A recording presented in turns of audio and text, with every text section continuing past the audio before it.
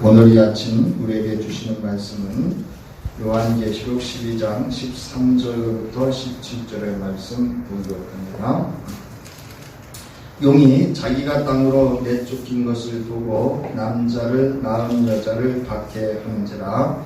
그 여자가 큰 독수리의 두 날개를 받아 광야 자기 곳으로 날아가 거기서 그 뱀의 낯을 피하여 한 때와 두 때와 반 때를 양육받음에 여자의 뒤에서 뱀이 그 입으로 물을 강같이 토하여 여자를 물에 떠내려가게 하려 하되 땅이 여자를 도와 그 입을 벌려 용의 입에서 토한 강물을 삼키니 용이 여자에게 분노하여 돌아가서 그 여자의 남은 자손 곧 하나님의 계명을 지키며 예수의 증거를 가진 자들과 더불어 싸우려고 바다 모래 위에 서 있더라.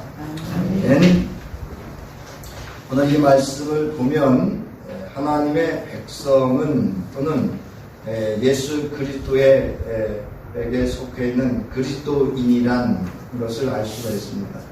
바로 오늘 이 교회 공동체 또는 우리가 예수 공동체 또는 주의 성도들은 17절에 남아있듯이 하나님의 계명을 지키며 예수의 증거를 가진 자들을 의미합니다. 이 말씀을 어떻게 보면 이 12장 전체의 그 주제라고도 할 수가 있고요. 이 어떠한 사탄과 어떤 그 하나님을 거부하고 대적하는 자들로 인한 박해와 핍박이 있을지라도 또는 미혹과 또는 우리를 참수하는 자들의 어떤 일들이 있을지라도 하나님의 계명을 지키고 예수의 증거를 가진 자는 하나님의 양육을 받고 즉 하나님의 보호하심을 받고 궁극적으로는 승리하게 될 것임을 말씀을 하고 있는 것이 12장이기도 합니다. 오늘은 16절과 17절의 말씀을 살피면서 이제 12장을 마치게 됩니다. 오늘 말씀의 제목은 물이 바다 덮음같이. 그래서 이 하박국서 2장 14절에 있는 말씀을 빌려서 적용을 해서 오늘의 말씀의 제목을 잡았습니다. 물이 바다 덮음같이라고 하는 것은 궁극적으로는 하나님의 말씀이 또 하나님의 영광이 그 권능이 온 우주에 가득하게 임할 그래서 모든 족속들 그러니까 하나님의 피조물들이 하나님의 영광과 그를 찬양할 그날을 있을 것이다 라고 하는 그런 깊은 의미도 담고 있습니다. 자, 오늘 16절을 보면 땅이 여자를 도왔다 이렇게 시작을 하고요. 그 이어서 그 땅이 어떻게 여자를 도왔는지 그 결과에 대해서 기록을 하고 있습니다. 그래서 16절을 보면 땅이 여자를 도와서 그 입을 벌려 용의 입에서 토한 강물을 삼켰다 이렇게 기록을 하고 있습니다. 여기서 이제 돕다라는 단어인데요. 돕다라는 단어는 도우라는 부름에 달려가다 또는 서둘러서 어떤 압박자로부터 압박을 받고 있는 피압박자를 도우러 가는 것을 의미합니다. 그 다음에 이어서 나온 단어가 이제 헬프라고 하는 돕다라는 의미로 이렇게 사용이 되어졌는데요. 72년분을 보면 히브리어 아자르라고 하는 돕다, 구제하다, 구원하다 또는 에즈라라고 하는 도움, 원조, 조력이라고 하는 그런 역어로서 도우다라는 의미와 함께 아샤라고 하는 단어를 쓰는데요. 구원이나 구조하다 또는 해방하다의 역어로 사용하여 구원하다라는 것을 의미하는 단어다라는 겁니다. 즉 오늘 이제 이렇게 본문을 이렇게 직역을 좀 해보면 땅이 여자를 구원했다 이런 뜻입니다. 그런데 이 땅이 구원한 게 아니고요. 이 전적인 구원이라고 하는 그 성서에 사용되어지는 단어들은요, 전적으로 하나님의 주권 속에서 그 자기 백성, 하나님의 백성을 향하신 하나님의 모든 행동들이 하나님의 구원하심, 즉 도우심이라고 하는 것은 바로 하나님의 구원을 경험하게 되는 것을 의미합니다. 그러니까 우리가 하나님 나 도와주세요 라고 하는 것은 내가 뭐 한 가지 할 테니까 9가지 도와주세요 이런 게 아니고요. 내가 할 수 있는 능력도 있지만 전적인 내가 할 수 있는 능력까지 포함한 전적인 100% 완전하고 온전하신 하나님의 도우심을 의미하는 표현이 돕다라는 표현입니다. 무슨 얘기인지 아셨죠? 그러니까 하나님 나 도와주세요 라고 하는 건 내가 10가지 중에 9가지 할 수 있는데 하나를 도와달라는 게 아니고 그 9가지 내가 할 수 있는 9가지도 누가 주셨다는 거예요? 하나님이 내게 주신 것으로 인정하고 그 모든 것이 하나님의 구원의 결과로 이루어지기를 바라는 그 요청을 바로 돕다라는 그런 표현으로 사용할 수 있다라고 하는 겁니다. 따라서 이제 우리가 돕다라는 그 표현은 전적인 하나님의 구원하심을 요청하는 표현이기도 하고 오늘 본문에서는 이 땅이 여자를 도왔다라고 하는 것은 이것 역시 하나님의 주권 속에 땅이 어떤 사건을 일으켰다라고 하는 것을 또한 알 수가 있습니다. 자, 이 말씀의 배경은요, 바로 우리 출애굽에서 이 배경을 살펴볼 수가 있는데 홍수를 삼키는 땅은 출애굽과 이스라엘의 광야 생활에 대한 암시다라는 겁니다. 왜냐하면 이제 물을 삼켰다라고 하는 것은 쉽게 말씀드리면 홍해의 사건을 의미하는 것이고요. 땅이 삼켰다라고 하는 것은 바로 이스라엘 백성이 광야에서 하나님을 대적했던 행위를 통해서 땅이 갈라져서 그 대적자들이 땅 속에 묻혀지는 그런 사건, 두 가지의 사건을 함께 여기에 암묵적으로 담아서 표현하고 있다라고 하는 겁니다. 그래서 이 삼키다라고 하는 것은요, 동사로서 아주 역동적인 표현입니다. 그런데 이 표현은 그 밑에 이제 1페이지의 밑에서 두 번째 줄에 보면 히브리어로 발라라는 단어를 쓰는데요. 이 발라라는 단어는 출애굽기 15장 12절에서 그 홍수를 통해서 애굽의 군대와 즉 바로와 애굽의 그 군대들이 추적해 와서 궁극적으로는 그 홍해의 물에 잠겨버리는 물이 그들을 삼켜버리는 그 장면에서 표현되는 것으로서 하나님의 심판으로 인한 멸망과 폐허의 상징으로 사용되어지는 단어이기도 하다는 겁니다. 그래서 이 출애굽기 15장 12절을 보면요, 애굽 사람들이 홍해를 통해 이스라엘을 추적할 때 땅은 애굽 사람들을 삼켰다라는 겁니다. 그래서 출애굽기 15장 12절에 보면 주께서 오른손을 드신즉 땅이 그들을 삼켰다 이렇게 되어 있습니다. 땅은 뭐 여기 보면 이제 바다 우리가 말하는 홍해의 사건을 의미하는데, 자 여기 오른손이라고 하는 단어의 의미를 좀 여러분이 다시 한번 우리가 출애굽기 할 때 우리가 이제 19장까지 살펴볼 때 한번 살펴봤던 의미이기도 하지만 바로 이 오른손이라고 하는 이 의미를 신학적인 특별히 구약성서에서 어떤 신학적인 의미로 사용됐는가 하면요, 여기 보면 자기 백성 이스라엘을 위해 하나님의 전능하심을 나타내는 비유적 표현으로 출애굽기 15장 12절에서는 하나님의 전능하신 능력은 원수로부터 자기 백성을 구원해내시는 도구인 그의 오른손으로 묘사되고 있다라는 겁니다. 그러니까 하나님의 구원의 전능성을 상징하는 표현이 하나님의 오른손이다라고 이렇게 묘사되었다는 겁니다.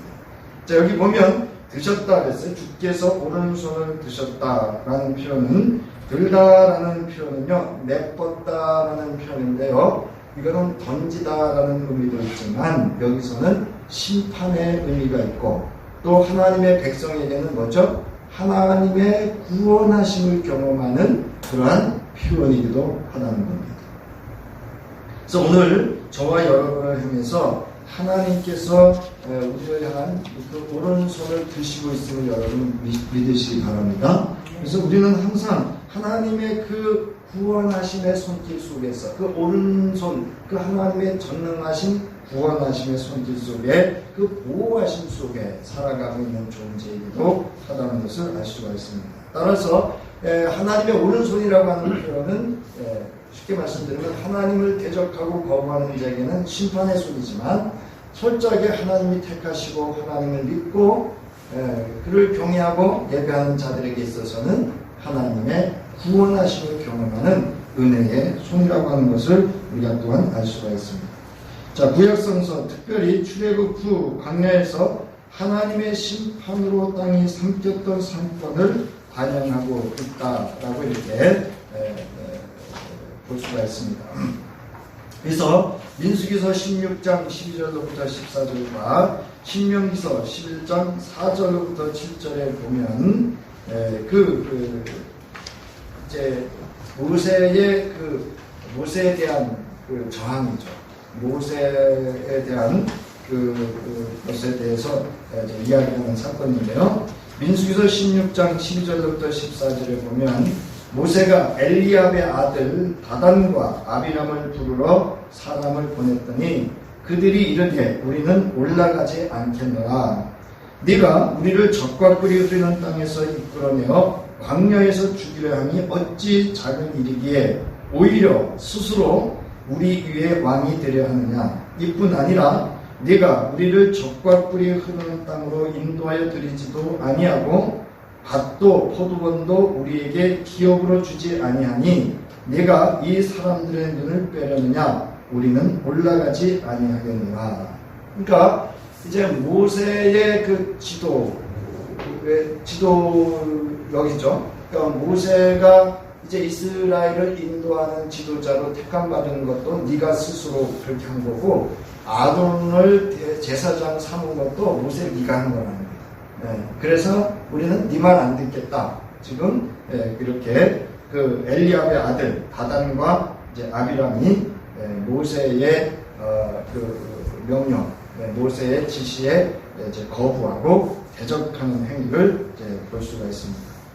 신명기서 11장 4절부터 7절에 보면은요, 이렇게 기록합니다. 또 여호와께서 애국 군대와 그 말과 그 병거에 행하신 일, 곧 그들이 너희를 뒤쫓을 때 홍해물로 그들을 덮어 멸하사 오늘까지 이룬 것과 또 너희가 이곳에 이르기까지 광야에서 너희에게 행하신 일과 루벤의 자손 엘리압의 아들 다단과 아비람에게 하신 일, 곧 땅이 입을 벌려서 그들과 그들의 가족과 그들의 장막과 그들을 따르는 온 이스라엘의 한가운데서 모든 것을 삼키게 하신 일이라. 너희가 여호와께 행하신 이 모든 큰 일을 너희 눈으로 보았느니라. 라고 하는 이제 그 다단과 그 아비람이 모세의 지도력에 반발했다가, 그러니까 모세에게 지도력에 반발했다기보다는 하나님의 그 질서에, 하나님의 세우신 그 질서에 반발을 했다가 이제 그 경험했던 사건을 의미합니다.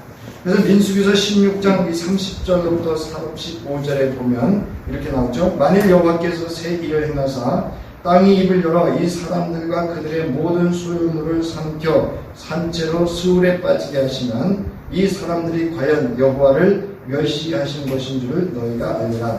그가 이 모든 말을 마치자마자 그들이 섰던 땅바닥이 갈라집니다. 무슨 얘기냐면 모세의 지도력이 모세 스스로 한 것이라고 하는 것인지 아니면 하나님이 하셨는지는 이제 이 사건을 통해서 우리가 이제 분별해주는, 경험하게 해주는 그런 사건이라는 거죠. 자, 땅이 그 입을 열어 그들과 그들의 집과 고라에게 속한 모든 사람과 그들의 재물을 삼키매 그들과 그의 모든 재물이 산채로 수울에 빠지며 땅이 그 위에 덮이니 그들이 회중 가운데서 망하니라. 그 주위에 있는 온 이스라엘이 그들의 부르짖음을 듣고 도망하여 이르되 땅이 우리도 삼킬까 두렵다 하였고 여호와께로부터 불이 나와서 분향하는 250명을 불살렸더라. 라고 하는 이 사건을 통해서 여러분 말씀하고자 하는 것은 뭐냐면, 하나님의 백성은 하나님이 어떻게 하신다는 거예요? 어떤 대적자가 와서 어떤 사건들을 일으킬지라도 그 때가 되어지면 하나님이 분별하시고 하나님의 백성을 뭐 하시고 구원하시고 하나님을 대적했던 자들에게는 하나님의 심판이 있음을 이제 표현하고 있는 본문이 16절의 표현이다, 말씀이다 라고 하는 겁니다. 그래서 모세의 지도력에 대한 사건은요, 여러분이 좀 참조하시면 되고요. 그 다음 3페이지로 가겠습니다. 자, 이처럼 두 경우 모두 하나님은 자기 백성을 세우고 보호하시는 것을 대적하는 자들을 땅에 삼키게 하셨다라는 겁니다. 따라서 요한계시록 오늘 12장에서의 이 암시는 교회를 세우시고 양육하시는 하나님의 보호하심을 비유적으로 아주 강력하게 묘사하고 있는 그런 표현입니다. 하나님께서는 마귀에게서 기원한 박해와 유혹하는 교훈에 직면한 교회를 타협의 유혹으로부터 보호하시고, 궁극적으로는 다단과 아비람이 하나님의 진리를 속이고 하나님을 모독하고 이스라엘을 잘못된 길로 이끌음으로써 하나님의 예언자적 권위에 대적했던 것처럼, 이런 방식으로는 용은 복음의 예언적 진리를 대적하고 있다라고 하는 것을 더욱 강력하게 또는 강하게 오늘 본문에서 표현하고 있는 것입니다. 그러니까 이 표현은 궁극적으로 이 당시의 독자들에게는 위협이나 또는 두려움을 주는 것이 아니라 위로와 용기와 담대함과 굳건한 믿음을 세울 수 있는 그러한 말씀이 되어지는 겁니다. 자, 이사야서와 시편은 주님께서 홍해를 가르고 애굽을 물에 빠뜨림으로써 이스라엘을 구원하셨을 때 악한 영을 부수어 이기셨다, 이렇게 묘사를 하고 있습니다. 이사야서 51장 9절부터 10절 우리 함께 읽겠습니다. 시작. 여호와의 팔이여 깨소서 깨소서 능력을 베푸소서 옛날 옛시대에 계신 것 같이 하소서.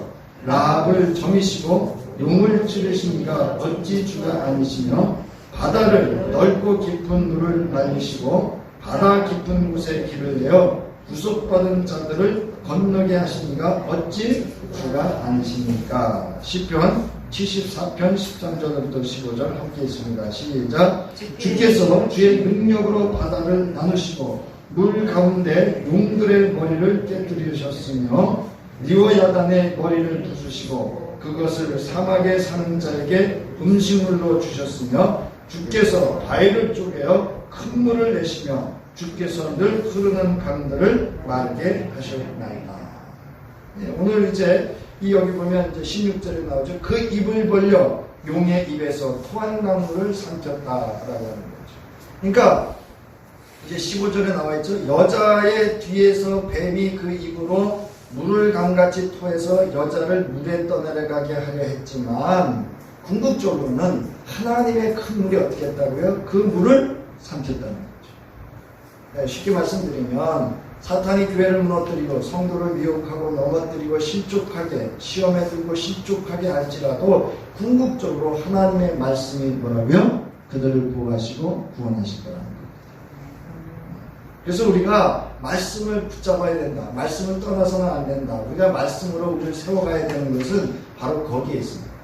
사람들의 말을 따르면요, 그게 다 옳은 것 같은데 궁극적으로는 하나님의 말씀이 없는 사람의 말은 그냥 우리를 시험에 들게 하고 실족해 할 수 있다라고 하는 것도 알 수가 있고, 궁극적으로는 말씀이 세상을 통치하고 다스리게 되실 거라고 하는 것도 말씀을 하고 있습니다. 자, 용이라고 하는 단어인데요. 용이라고 하는 단어는요, 이 오늘 요한계시록에서만 사용되어지는 단어가 아니라 구약 성서에서도 이 단어가 사용되어지는데요. 그래서 제가 오늘 그 용이라는 단어를 한번 아침에 추적을 해봤습니다. 찾아봤는데요. 용이라는 그 히브리어는 타닌이라는 단어를 쓰는데요. 큰 뱀 또는 용, 바다 괴물 또는 고래, 악어로서 어떤 큰 파충류를 가리킵니다. 또한 이 단어는 삼키는 짐승으로서 용을 가리키기도 하며 거대한 바다 생물이나 바다 괴물을 가리키는데 비유 및 상징적 의미로 하나님의 가장 강력한 대적자로서 그것이 때로는 자연, 국가, 특별히 바벨론이나 애굽을 상징해서 나타나기도 한다는 겁니다. 자, 이러한 표현을 사용하는 것은 종말에 최종적인 영적 권세를 무찌르시는 하나님의 능력을 나타내기 위하여 비유적으로 표현을 사용했다라는 겁니다. 그러니까 이 큰 용이라고 하는 것은 어떻게 보면 추상적인 그런 의미가 짐승이잖아요. 우리에게 있어서는. 근데 이들에게 있어서는 바다를 지배하고 있는 어떠한 그 존재를, 특별히 하나님을 대적하는 상징적인 존재로서의 용이라고 하는 표현을 썼다라는 겁니다. 그래서 에스겔서 29장 제4페이지, 에스겔서 29장 3절과 32장 2절과 3절에서 보면 바로가 바로 바다의 용과 동시되었고, 앞서 말씀드렸듯이 바벨론이나 애굽이 그 하나님을 강력하게 대적하는 용의 대적자의 모습으로 용으로 동시되어서 표현되어졌다는 겁니다. 자, 이처럼 바다는, 여러분 이거 아주 중요합니다. 이게 왜 그래? 이 바다라는 개념이 이들에게 어떤 의미를 가지고 있는지를 여러분이 아셔야 돼요. 이스라엘의 안전의 장애물로 이어되었다는 거예요. 그래서 여러분, 예수께서 제자들이 그 바다를, 호수를 건너다가 풍랑 만났을 때 예수님이 말씀으로 바람과 그 파도를 잔잔케 하셨다는 사건의 의미가 여기에 함축되어져 있습니다. 이 의미가. 그러니까 예수님께서 바람과 바다를 통치하고 다스린다는 얘기는 궁극적으로는 하나님의 대적자가 존재하고 있는 그 존재를 통치하고 다스리시는 예수가 그리스도, 주가 되시는 중요한 사건이 바로 그 사건이기도 합니다. 그러니까 그 사건이 여러 가지 사건의 의미를 함축하고 있지만 궁극적으로는 예수가 이 하나님의 강력한 대적자, 이스라엘에게 있어서는 안전의 장애물로 여기는 바다를 안전케 하는 그런 그리스도이심을 증거하는 사건이 그런 사건들이라는 거죠. 그러니까 바다와 일어나는 사건은 이제 이런 의미도 같이 담아져 있다는 겁니다. 따라서 이스라엘 백성들은 이스라엘이 이 장애물이 제거되어야 이스라엘이 하나님의 거룩한 처소, 그가 예비한 곳으로 나아갈 수 있다라고 여겼다는 거예요. 그래서 출애굽기 15장 12절과 13절에 보면 우리가 앞서 12절은 살폈죠. 주께서 오른손을 드신 즉 땅이 그들을 삼켰나이다. 주의 인자심으로 주께서 구속하신 백성을 인도하시되 주의 힘으로 그들을 주의 거룩한 처소에 들어가게 하시나이다. 그러니까 홍해를 건너서 바다를 이기고 나온 신앙이 되어야 한다. 그런 얘기입니다. 그럴 때 주께서 예비하신 그 처소를 향해서 갈 수 있는데 그 처소는 어디에 있죠? 광야에 있죠. 네. 광야에 있습니다. 자, 그가 예비한 성소는 그의 손으로 예비하신 곳입니다. 출애굽기 15장 17절부터 18절 함께 했습니다. 시작. 주께서 백성을 인도하사 그들을 주의 기업의 산에 심으시리다. 여호와여, 이는 주의 처소를 삼으시려고 예비하신 것이라. 주여, 이것이 주의 손으로 세우신 성소로소이다. 여호와께서 영원 구분하도록 다스리시로다. 여러분, 성소는 어디죠? 여호와께서 인자하셔서 모든 이 땅 위에서 실현해 가실 하나님의 주권적인 역사, 구원의 역사를 실현하고 하나님의 백성을 만나며 구원과 심판을 행하시는 것이 바로 주님이 거하시는 성소라는 거죠. 그래서 제가 암묵적으로 이것이 오늘날 교회 공동체, 나가서는 성도도 여기에 해당하죠. 우리가 주의 성령이 어디 거한다 그랬어요? 너희가 주의 성령이 너희가 거하는 전인 줄 알지 못하느냐. 광야 한가운데 우리가 주의 성령이 거하는 주의 예비하신 처소, 성소가 될 수도 있다는 겁니다. 자, 포로 생활에서 돌아오는 종말적인 출애굽 때에 하나님은 물에서 통치한 용의 머리를 부숨으로써 다시금 이스라엘이 물에 떠내려가지 않게 하실 것이라고 하는 예언이 있습니다. 그래서 15절에서 출애굽 구원을 암시한 것은 다시 한번 하나님께서 그의 백성을 보호하고 구원하시며 뱀을 멸망시키실 것을 시사하는 것처럼 이제 16절에서는 궁극적으로 15절에 일어났던 이 사건이 이제는 16절에서 하나님의 보호와 구원하심으로 완전한 그 뱀의 그 강력한 박해를 또는 미혹하고 넘어뜨리려고 하는 것을 삼켜버리는 하나님의 승리, 구원하심을 나타내고 있다라는 겁니다.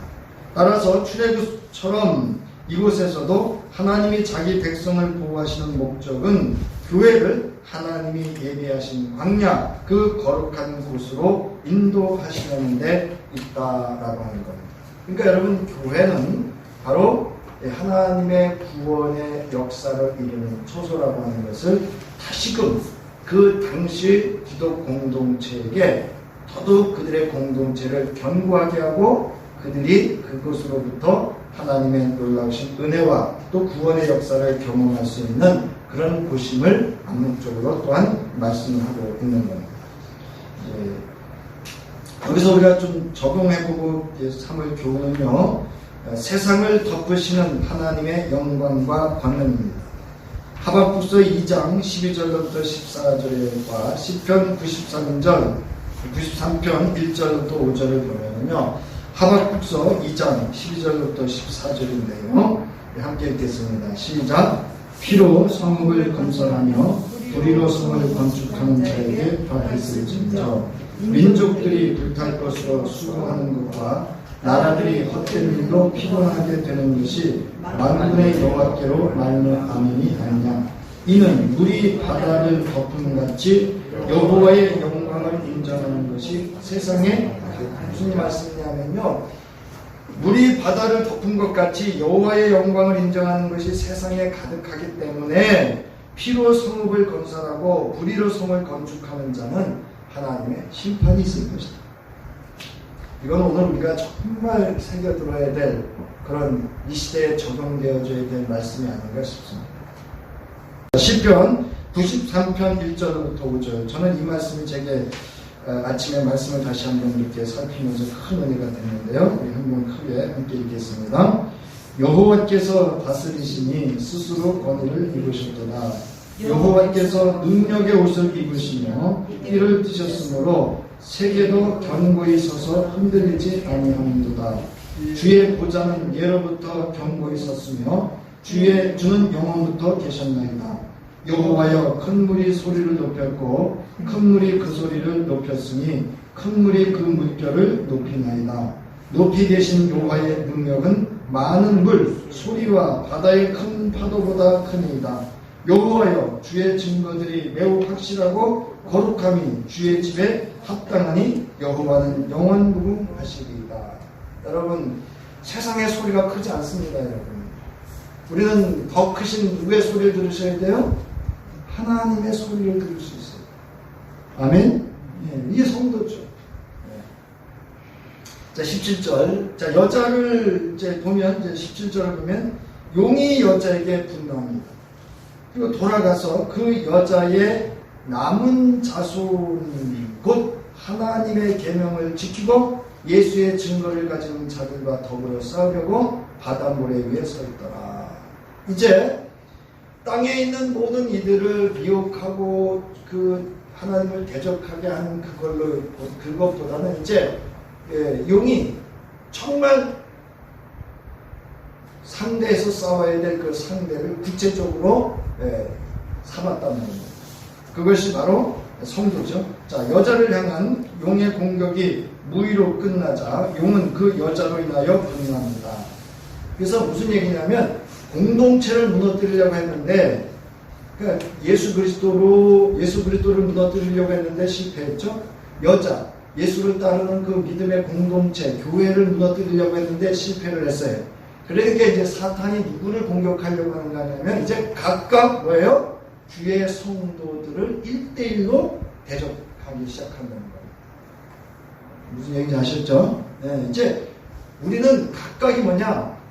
각각이 사탄과 싸워 이겨야 되는 그런 존재라고 하는 것을 또한 말하고 있습니다.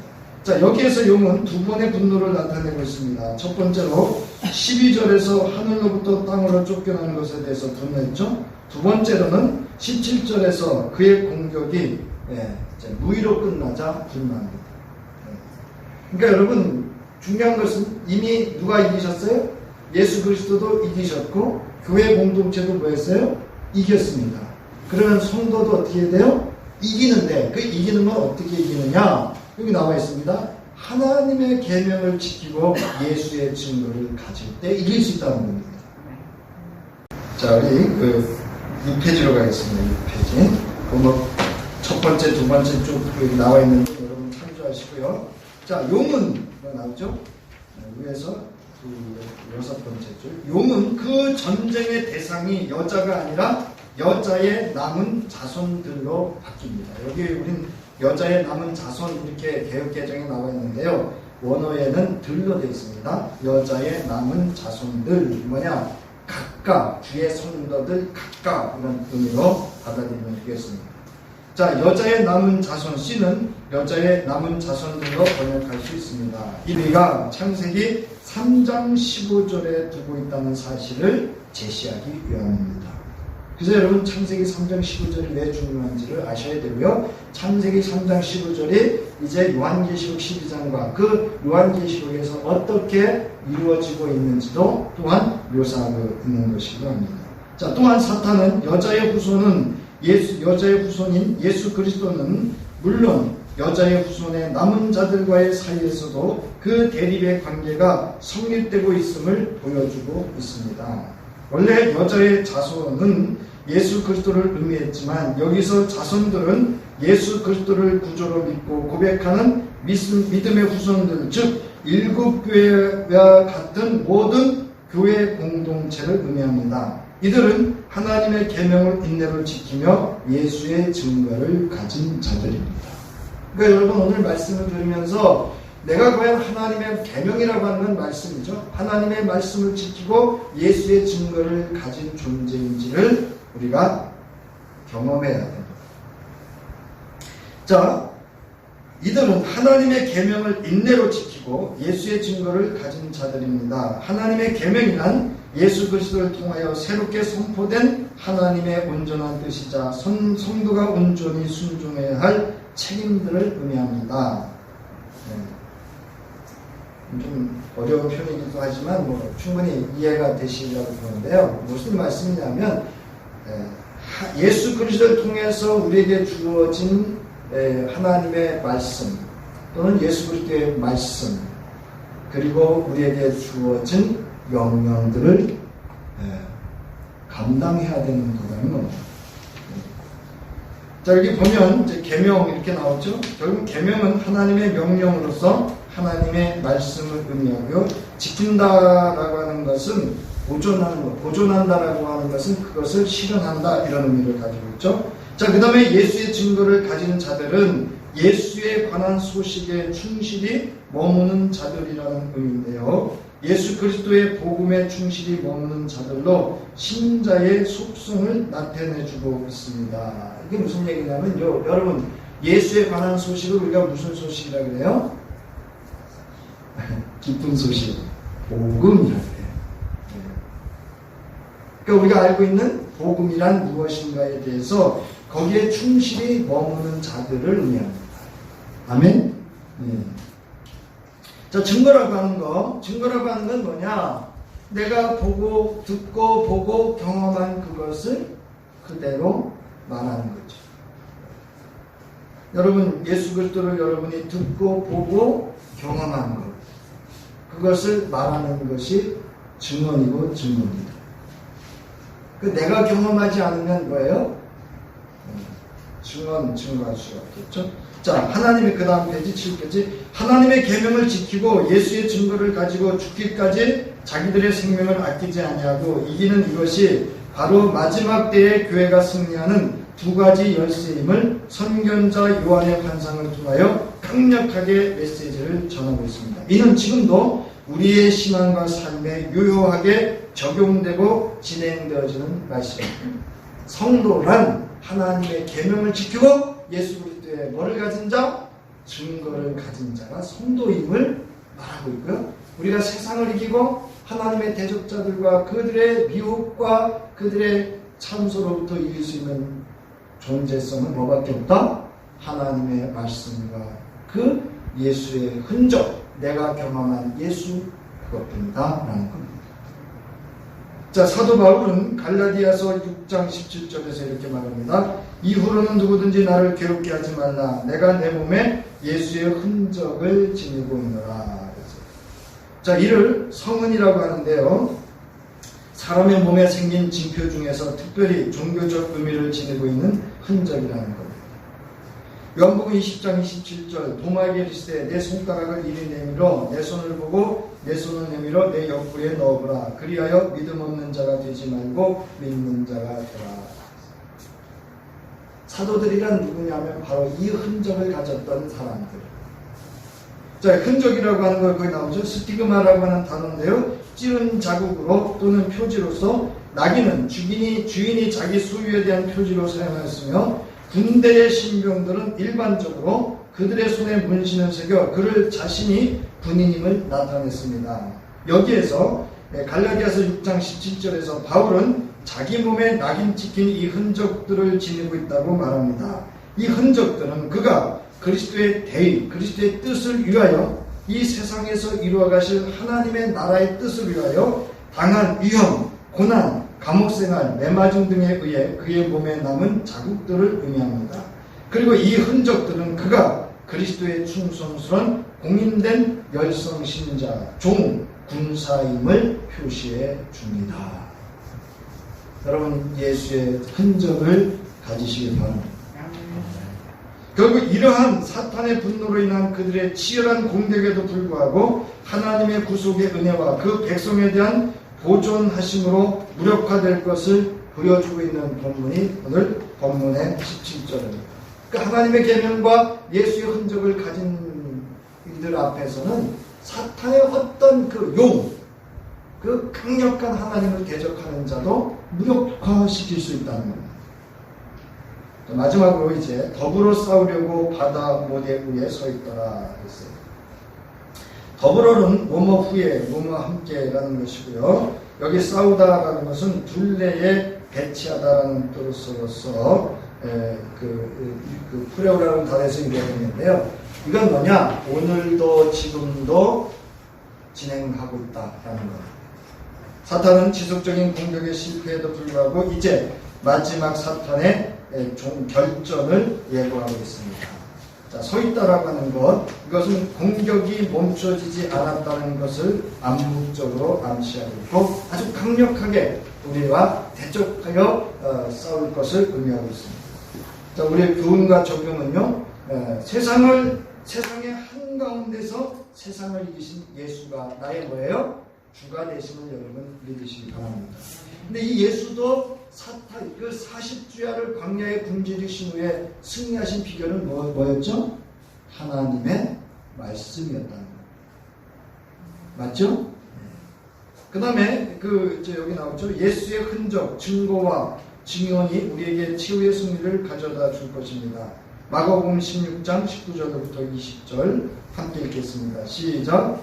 주 예수께서 말씀을 마치신 후에 하늘로 올려지사 하나님 우편에 앉으시느라 제자들이 나아가 두루 전파하시되 주께서 함께 역사하사 그 따르는 표적으로 말씀을 확실히 증언하시느니라.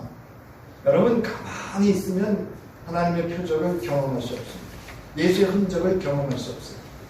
여러분이 주에서 교회에서든지 어디에서 주님을 섬기다 보면 여러 가지 일들을 경험해요. 근데 그 가운데서도 상처와 시험과 실족하는 이가 있는가 하면 오히려 그런 실패와 좌절과 절망과 아픔 속에서도 예수의 흔적을 갖는 믿음을 경험할 수도 있다. 저는 그런 성도 되기를 바랍니다. 그건 저도 마찬가지죠. 마태복음 28장 18절부터 20절에 있는 말씀 읽고 마치겠습니다. 우리 함께 읽겠습니다. 시작. 예수께서 나와 말씀하여 이르시되 하늘과 땅의 모든 권세를 내게 주셨으니 그러므로 너희는 가서 모든 민족을 제자로 삼아 아버지와 아들과 성령의 이름으로 세례를 베풀고 내가 너희에게 분부한 모든 것을 가르쳐 지키게 하라. 볼지어다 내가 세상 끝날까지 너희와 항상 함께 있으리라. 여러분, 세상 끝날이 언제죠? 주님이 다시 오시는 그날까지. 누구와 함께 한다면? 예수 그리스도의 복음을 증거하는 자와 함께 한다. 아멘. 이 한 주도 하나님의 말씀과 예수의 흔적, 증거를 가지고 어떤 세상의 유혹과 하나님을 대적하는 자들의 유혹과 핍박과 미혹이 있을지라도 승리하는 한 주 되시기를 주님의 이름으로 축원합니다. 이제는 세상 끝날까지 항상 우리와 함께 하실 우리 주 예수 그리스도의 구속의 은혜와 언제나 어느 곳에 있든 하나님의 예배하신 그곳에서 우리를 보호해 주시고 안전케 하시는 우리의 선한 목자 되시는 하나님의 무한하신 사랑하심과 오늘도 세상에서 하나님의 계명과 예수의 흔적과 증거를 가지고 승리할 수 있도록 우리의 능력이 되어주시고 도움이 되어주시고 역사하시는 성령의 감동감과 역사하시니 이제 이 세상에 나아가 시험을 능히 이기도록 승리하고 예수 그리스도의 복음의 증인이 되어지기를 결단하고 돌아가는 저희들과 저들의 가정과 기업과 저들의 모든 삶 속에 이제로부터 영원히 함께 하시기를 간절히 축원하옵나이다. 아멘.